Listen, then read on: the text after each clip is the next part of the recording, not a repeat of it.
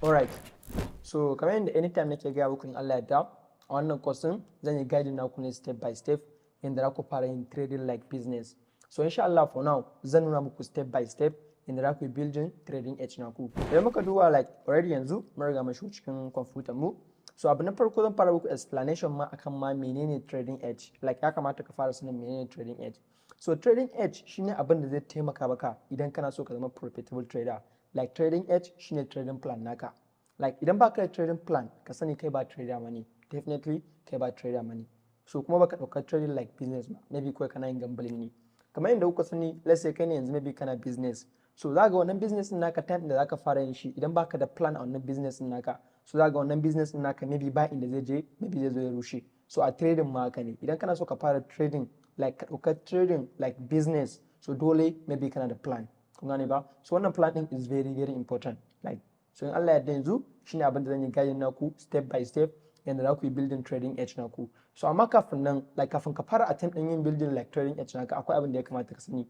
Maybe as a like kai kana so ka fara yin trading ko maybe kai complete baka san komai ba kan trading, before ka zo ka fara attempt din building trading edge naka abin da zaka fara yi shine like bayan da na muku a previous video na gaya baka na farko like a cikin wayannan market da na muku list na su ka select market guda daya, and then a cikin wayannan maybe style na traders da muke da shi ma kai selecting guda daya, and then wannan market da kai selecting to wannan maybe style din da kai selecting ka tsaya kai mastering nashi, maybe ka tsaya kai mastering nashi let's say from beginner like to intermediate and then to advanced. Kun gane ba? Wannan shine abin da ya kamata ka fara sani idan like kana so ka fara trading. So bayan kai wannan, bayan ka tabbatar at least maybe ka iya wancan abubuwan, so lokacin da kake so zaka fara yin trading, maybe zaka ansa funding account ko kuma like zaka fara trading da personal account naka, so wannan time din shine zaka building edge naka, zaka building edge naka, like shine yanzu abin da na nuna muku maybe step da zaka yi following wajen yin building trading edge naka. So idan muka duba daga nan za ku ga shi nan building trading edge. So anytime ina ga muku trading edge is very very important. Bayan da za ka zama like trader idan baka da wannan edge din. So wannan edge din kamar yadda kuke gani ya hada abubuwa guda uku ne. Na farko shine method, ma'ana strategy ka, na biyu risk management, and then na uku mindset, ma'ana like psychology na kenan. So duka zan nuna muku maybe step din da zaka bi like kai ma zaka building naka. Kun gane ba? So ba wai lalle abin da na yi amfani da shi anan ba kai ma shine zaka yi amfani da shi. Wannan kawai zan baku example ne. Wannan kawai zan baku example ne. So ina fata kun gane. So na farko muka ce method, ma'ana strategy. So as a trader abu mai matukar amfani da ya kamata a ce kana da shi shine like kana da strategy. Strategy shine abin da anytime idan ka tashi zaka duba a market zaka ga me zaka yi, buy ne zaka yi ko kuma sell ne zaka yi. Kun gane ba? Strategy yana da matukar amfani. Bayan ka tabbatar kana strategy kuma like ya kasance maybe like kana checklist na wannan strategy naka, let's say from step 1, step 2, step 3, step 4 and step 5.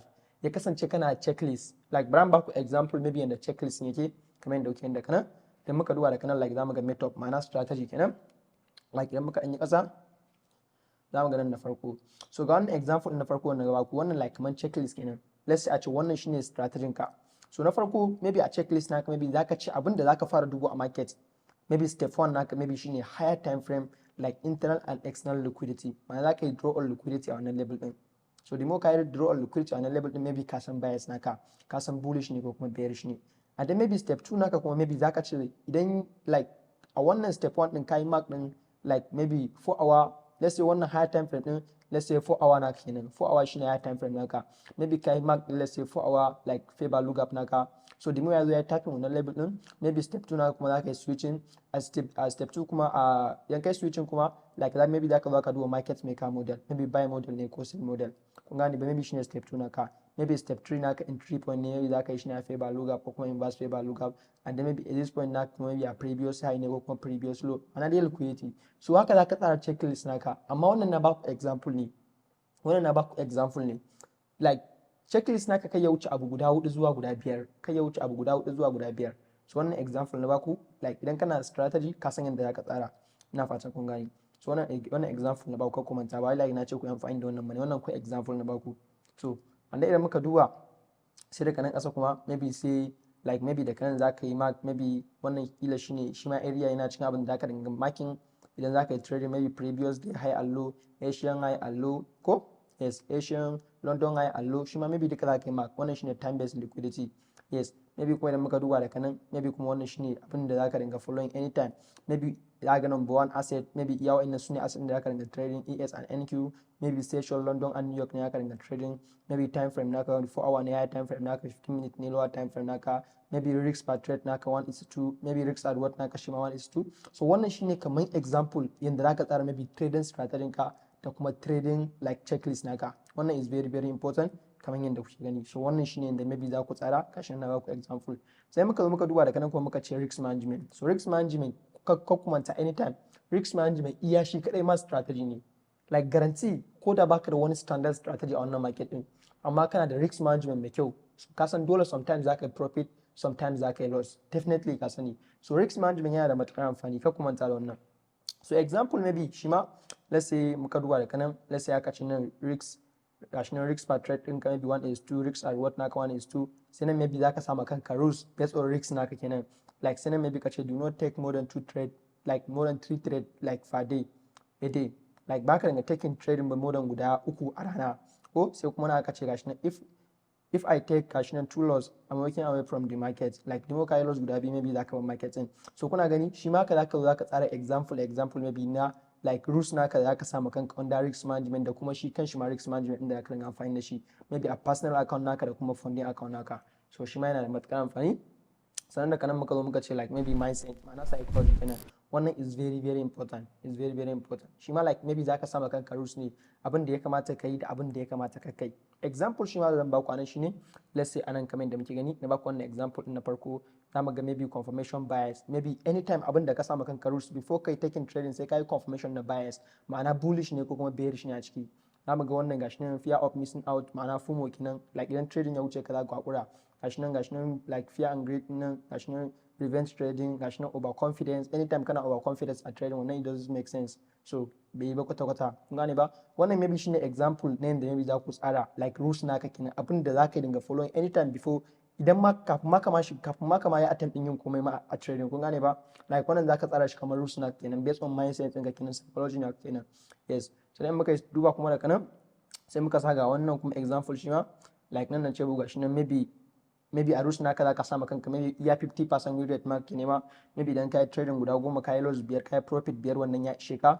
Ya gashi nan za ga maybe don't over trade kamar yadda muke gani, and then kuma set stop loss and take profit, and then kuma gashi nan record wins and loss, gashi nan never entry before news, gashi nan waiting for like time based liquidity to be swept. Wannan yana based on strategy ne kenan, ba na shiga trading sai an yi taking time based liquidity.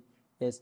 Sannan kuma gashi nan za ga wannan waiting for manipulation and displacement, shi ma still ba na shiga trading sai na samu manipulation and displacement. So and then gashi nan zamu gashi nan do not take more than 3 trade a day, gashi nan kuma if I take 2 loss gashi nan I'm walking away from the market. Like wannan shine kalan example kalan rules da zaka tsara maka kanka kenan, rules da zaka tsara maka kanka, kun gane ba?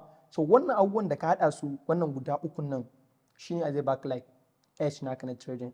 Like number 1 trading method ma'ana strategy ka samu 1 trading strategy and then the checklist na shi, kun gane ba? Number 2 risk management, ka sama kanka risk da zaka dinga yi per trading da kuma maybe risk da zaka dinga yi a rana, kun gane ba? And then ka sama kanka rules like na wannan risk ɗinka, risk management ɗina kama ka same rules kamar yadda kuke gani maybe aka ce ya maybe trading guda 3 ne zaka dinga yi a rana, and then idan kuma kai loss guda 2 ka hakura trading haka. So zaka tsara wa'annan duka based on rules naka kenan na risk management, and then kuma mindset ma'ana psychology, zaka tsara abin da zaka yi da abin da ba zaka yi ba, da abin da idan ka tashi zaka duba a market. So kamar yadda kuke gani wa'annan abubuwa idan ka tsaya kai building naka mai kyau, ka tsaya ka tsara shi yadda ya kamata, so shine abin da zai baka like trading edge. Dimo kuma ka like kana trading edge, so abin da ya rage maka shine like discipline. Ko da a ce ka gama tsara komai anan, idan baka da discipline da zaka iya following wa'annan abubuwan da ka tsara from strategy naka, risk naka, mindset ɗinka, baka da like discipline da zaka iya following na, so still zaka yi tawala ne a trading. Za ku ga wani fa yana da strategy fa mai kyau, ba strategy bane matsalan shi, amma dimo mutum yayi loss shikenan sai ya taba mutum like mindset din, shikenan mutum sharp mutum kawai sai kuma canza wani strategy, yana ta jumping from wannan strategy to wancan strategy, wannan strategy to wancan strategy. So wannan zaka ta bata maka kanka lokaci ne. And then risk management, kai ne anytime ka canza ka je ka risking 5%, ka je ka risking 10, baka following abin da rules naka da ka sa na risk, so nan ma zaka dinga wasting time ɗinka. Sannan kuma wannan mindset din is very important, rules naka da ka tsara su anan, so ka tabbatar kai following nasu, ko me zai faru ka tabbatar kai following nasu. So wannan shine abin da zai taimaka maka. So ina fata kun yi understanding wannan. Idan kana so ka fara yin trading kan like ka fara making money a wannan market din, so dole sai ka yi wannan abin da na muku like bayani akan shi, ma'ana trading edge is very important. Anytime ina gaya muku wannan market din kamar yadda kuke gani, like muna da like two type of traders ne, muna da buyers, muna da sellers. So idan kana da wancan edge din, anytime idan ka tashi za ka yi trading, za ka san wasu kalan maybe traders ne a ciki, buyers ne a ciki, ko kuma sellers ne a ciki. So ina fata kun yi understanding. Wannan shine bayan da zan muku for now.